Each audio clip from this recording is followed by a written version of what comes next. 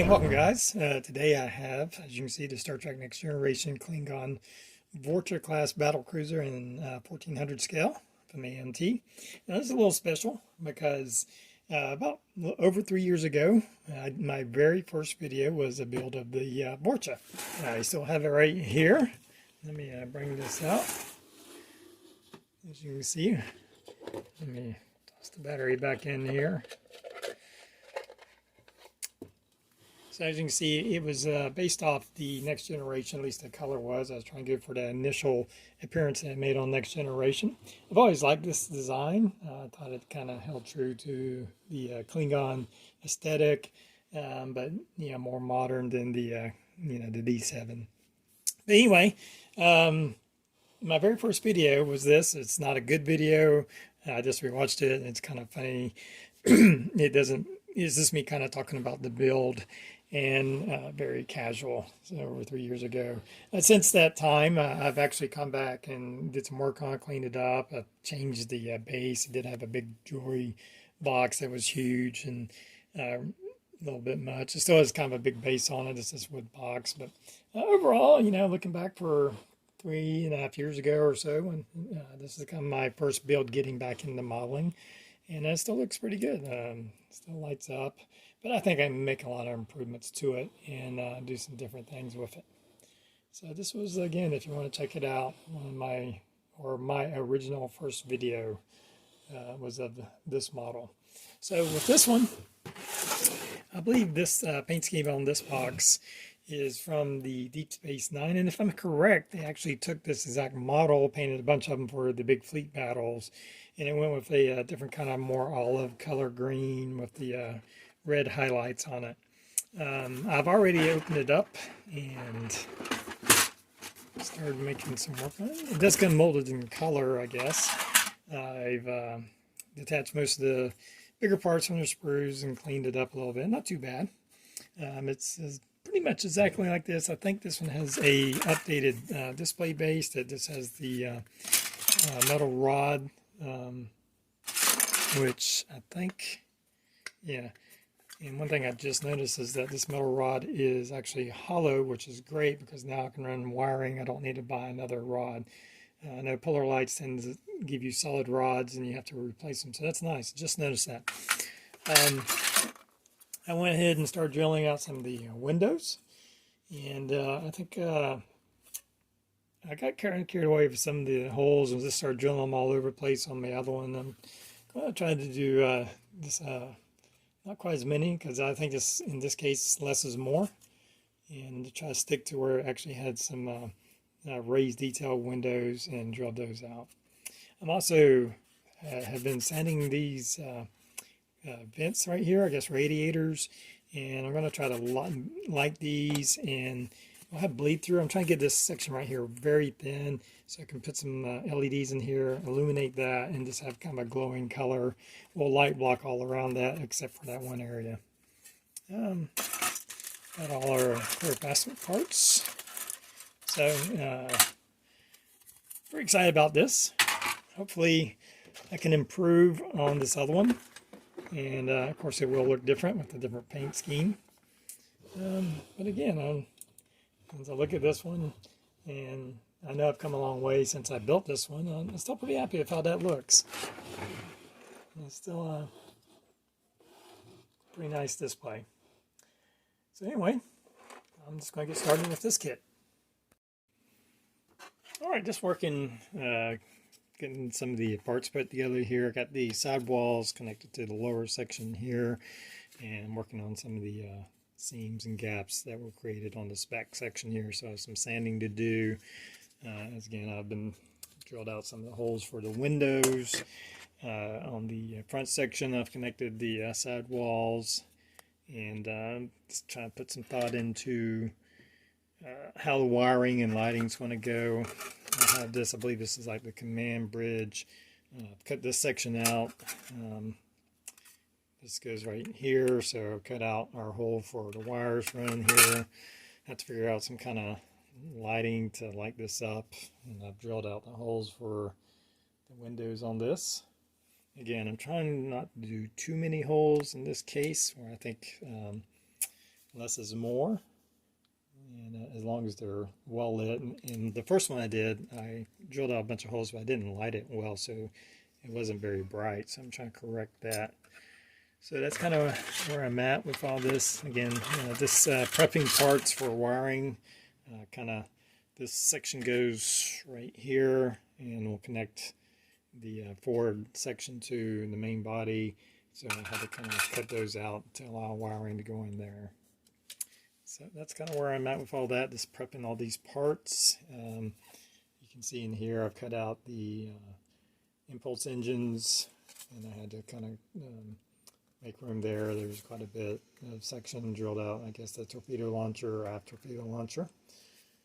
And it's coming along, and we'll just keep going. All right, here is the lighting going on so far. In the body here, got the torpedo launchers, and I'm sorry, the torpedo launcher and the impulse engines in the forward section. I have a piece of a lighting strip here to illuminate here. I've got some aluminum foil for light blocking and to reflect the light, and there's also some aluminum foil on the top, so that'll be nice and bright. And we'll start to put some few more parts on that.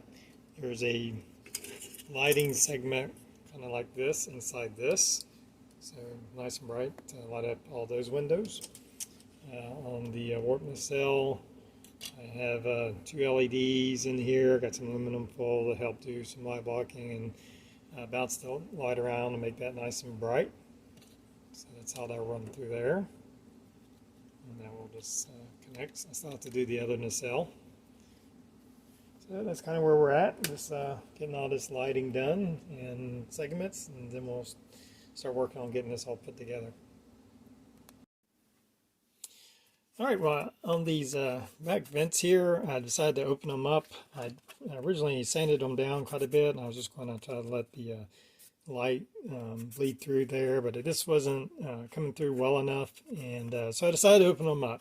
So it's a little bit of work, but I think I'll be far happier with how that'll look once we're done. And it's a little bit of a process. You can see right here I've opened up most of these, and this last one what I've done is just take my drill with a small drill bit and drilled out a series of holes, and then I'll come in there. I'll make it a lot easier to kind of take my X-Acto knife and carefully trim away the excess. And then I have just one of these small files, and I'll clean it up. Once I trim away the excess with the knife, I'll come in and get rid of the, there'll still be some burrs and stuff. And then take a sanding stick or emery board just to kind of clean it up. So I'm really happy how that's turning out. I still have all these to do, but I think that's going to be a lot better. I'll put a piece of transparent plastic there, styrene plastic. Of course, I'll sand it down and diffuse it to help, so this won't be like a clear light there. And so it'll take a little work to get that right, but I think this will look a whole lot better. We'll have a lot better payoff with that lighting right there.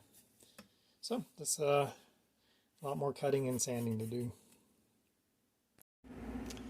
All right, so here I've worked on this top section. I've cut away all those slots and got this cleaned up. I went ahead and put a coat of paint over that because I'll have to repaint some of this, but on this great part I wanted that already painted because I've attached this clear plastic behind it, and it'd just be really hard to kind of mask that off. So I went ahead and painted it, and then when I repaint it, I'll just mask this section off, and I won't have to worry about getting paint all in there. Took some clear styrene plastic, I gave a light sanding, and then I put a transparent red paint on both sides of it, and then glued that into place. You can see these are red LEDs. I have a couple strips. There's a recessed area which I kind of set those in and glued so they'd be standing up. So that way we won't have the 3 distinct lights kind of shining through this section here. Now I'm going to put a thin piece of styrene plastic over all this, so it'll trap all that light and light block it from bleeding into some of the windows. But I'm pretty happy with how that turned out. Even when it's not lit, it has a nice little effect. But I'll show you quickly the lighting effect. So pretty happy with that.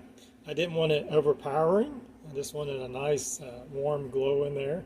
And it'll probably be a little bit, yeah. Once I put that styrene, it's going to be a little bit brighter in there because it'll reflect that light. So I think that pretty pleased how that effect's turned out. So just keep moving on. All right, so here you can see I have most of the sub-assemblies completed, and I'm just getting ready to put it all together. I just want to kind of show you the different lighting and stuff. It's a bit of a mess, but everything's working. There's not going to be any kind of special lighting effects. Everything's just going to kind of be on.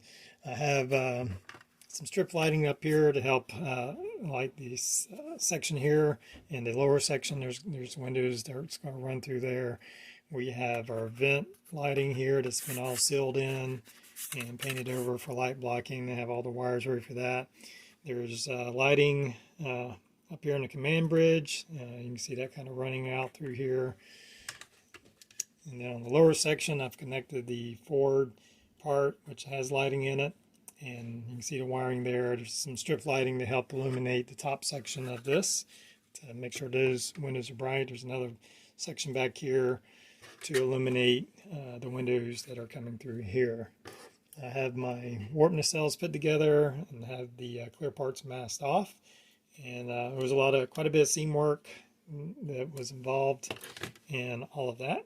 So just getting all that smooth. Now once we prime over it, they'll probably show some imperfections that will need more work. That's to be expected. So, but they're all sealed up and ready to go. They have two 5mm clear LEDs, one up here and one back here. I have some odds and ends parts that I'll attach later. This goes on this forward section. I'm going to leave that off because there's going to be some painting required right here, and it'd be easier if that section not on it. I have this top part here. I guess this is maybe the shuttle bay. I'm not sure. And I think it's a phaser. No lighting effects going in that. You know, I just decided that we're going to have these vent lights with a nice red glare, so I just didn't worry about it. It'd be easier to do some painting, and then we can just attach this separately. That's why I have some of these pieces off. We have some of the disruptor banks. I said phasers earlier, but the disruptor banks are still off. I still have to do some work on those. I just kind of glued them together. They need some more work. And I have my display base completed. And this is a PVC pipe end cap that you can find at like Home Depot for a couple dollars. And it gives us a nice big space to store our batteries in here. I have a display stand that came with the model. Again, very glad that they finally supply you with one with a hollow tube so you can run the wiring through it. The display base that came with the model is on there. It's not glued down. It's just kind of running through the thing. That way, I may glue it down once I figure out how I'm going to orient the ship on there. But we have our switch there. I still need to put something that's going to hold our batteries, but that's not a big deal. Looking pretty good. The cap was just primed with some gray primer, and then I used some Krylon hammer textured paint to paint it with. So I think I'm pretty pleased with how that turned out. So from here, I got to get all this assembled, get my wiring going, and I'll come back once that's all done. All right, we got it all sealed up, and just working on the seams that we had coming down through the body, and then there was a huge line where the two parts connected. Now this part kind of slides into a groove, so didn't have a whole lot of issues with that getting it glued. You do get some pretty nasty gaps right here or overlap. I think one side had a gap and one side had an overlap, but it was in there, it was centered by the way the model was constructed. So a little bit of work on that. Mostly just used some super glue to fill in the small hairline areas and some Instaset. And I like using that method for small gaps because you can put it on, use the Instaset, and within a few seconds you can start sanding it. So it kind of speeds up the process quite a bit. So I expect there to be more body work, but I need to prime it and see what's glaring out. And so I need to cover up some of these areas. I have some holes for engines and stuff. And I've checked the lighting and it's working fine. But I'm going to go ahead and put a coat of primer on it, and we'll kind of see how the body work, or what areas of the body needs work. And here we have it all primed up and ready for its base coat. There's quite a bit of seam work There was a long seam that ran all the way through here, and on these sides. There's some small imperfections in there, but at this point I'm going to move on. I've tried and tried and tried to get them all out, and they're fairly small, and I don't think they'll be too noticeable. So here I'm just going to move into painting the base coat over the ship. All right, well, here's my base coat. Got it on. I've kind of went back and forth between some different colors. I ended up trying to go with this green. I researched some different pictures, and there's a lot of different shades and variations of the color. So I'm just going to go with this green, and that was a mixture of these two. This was cut grass, and this is a Italian sage, and I kind of mixed it to get in between because one was a little too green, one was a little too, lighter color. So this was a mixture of the paint and then airbrushed on. I've since put on a dull coat, tester's dull coat, to kind of lock it in. Now I'm going to be masking off all the areas for the red paint and get those markings put on. All right, here you see we have most of the detail painting done. Now, some of this was done by masking it off, the reds and the grays. And there's also some grays in here. It was done by masking it off and airbrushing it. And some was just kind of hand painted on, or actually I use this metallic marker to do some of these kind of goldish yellow colors here. This is not exactly screen accurate. I think this is supposed to be green, but just having a hard time getting that green to look right. Getting the paint back on, so I went with that. Pretty happy with how it looks. Now right now it does kind of look toyish because it's, everything's got that sheen to it. We're going to do some weathering, some dull coats, things of that nature. I'm going to add in some fiber optics to fill in the windows. I may cut a few more windows and go ahead and finish it up. And I think it'll look a lot better once we add all that in. So when I come back, we'll be finished up and we'll just take a look at it once we get all that completed. And here is our completed AMT Klingon Vor'Cha in 1400 scale. At the end of the day, I think it turned out really good. I'm very happy with it. Not exactly totally canon, but pretty close. I think it's a good representation of what we saw. The color was a bit tricky, but I'm happy with it. So just to kind of recap what I finished up, after I did all the detail painting, I did a wash, and I just I make my own wash, just using some of this acrylic craft paint, heavily watered down until it's just a very watery consistency, and I put that over the whole model. And it does a couple of things. Of course, it gets in the crevice and everything, but it also uniforms. It brings the paint to a more uniform color because everything now gets that kind of light glaze over it, and it brings it all together. Before, you have those very distinct colors, so this kind of gives it all that same sheen to it, I guess. So I did that, washed it, put the wash on, wiped almost all of it off, took some Q-tips for the recessed areas, and so it's just on there the amount that I wanted. I then went with some dry pastels. If you're not familiar, you get these at hobby stores. It's kind of like a chalky type substance. I've had this for many years. It lasts a very long time. You just take it, get some sanding paper or sandpaper, and just grind it down to a fine dust. And then I take different paintbrushes. Usually I like to use these that are all worn. Just have a little bit of a nub. You put your pastels, and then it's really good for getting in crevices and stuff. And you'll put it on. Of course, you want to put a clear coat on to seal it in once it's done. And it will darken up a little bit when you put that clear coat on. But I did that in several areas. I didn't want to go overboard, but I did want it to have that nice worn-in Klingon look. So a little bit throughout the model to cover that out. I did some rust colors also. I have some rust color pastels. There's a few areas, not very, I didn't want to be overly distinct. But there's some here and there just to kind of give you a little off shade of the colors. Of course, I put the decals on, used some setting solution. There's some decals over the disruptors in the back here, these squares. You're going to need some setting solution, and then you'll have to take, once it starts to set, take a paper towel with some hot water, and you kind of mash it into place, and that'll help it conform to those raised areas.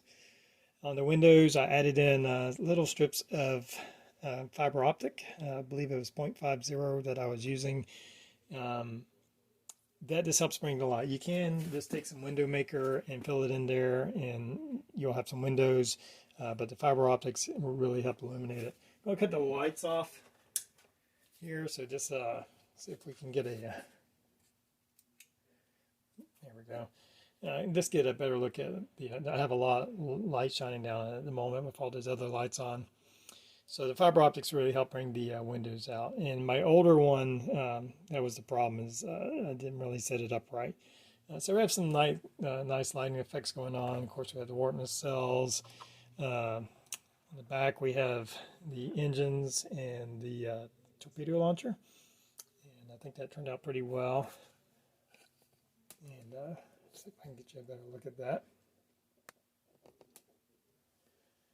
And of course, the lighting on these grills here, that's one, I didn't do this lighting effect on the other one, and I really like it. I think that really helps bring the model to life, to see the engines going on that. So I think that effect turned out really nice. Now it's running down, I'm using a 12-volt system, 8 AA batteries, and I pack it kind of like this. This is a 9-volt system of 6. Inside the base is one that has 8. And it runs 12 volts, and it's almost needed. I have a lot of strip lighting in there, and those tend to draw more, and to really make them nice and bright, you have to go to, I found that using a 12-volt system works much better. And of course we have some regular pre-wired LEDs in the warp nacelles. We have a few up in the front here and all throughout. So pretty happy with how all that came out. And again, let's see if I can get this into screen here. Let's move this over. Here's one I did several years ago. So we have kind of these two different paint schemes going on, and I like them both. You know, in the next generation, I think this is pretty close to it. Now, again, I did this several years ago. I think this one's done a bit better. There's some flaws in this one. It's not the easiest model when you seal up the seams and everything. It's good to light. It gives you lots of clear pieces, and you have a pretty good amount of room that you can put some LEDs in there. This one has a lot more seams that I never took care of, and but overall, I'm still pretty happy with both of them. I think they make a nice little fleet that we have here. And, you know, given 4 years old, all the lights are still working on this one, and it still works just fine. You can see underneath the deflector is also lit on that one. And of course, when I finished up this one, I used Vallejo's Mecha Air or Mecha Collection matte varnish, and that of course sealed it in, and really kind of dulls it down and gives that more realistic look to it. So anyway, guys, hope you've enjoyed the video. It was a fun build. It was fun to come back and revisit the Vor'Cha. It's one of my favorite Klingon designs, and it's nice to have kind of both examples of them now. Until next time, everybody have a good one.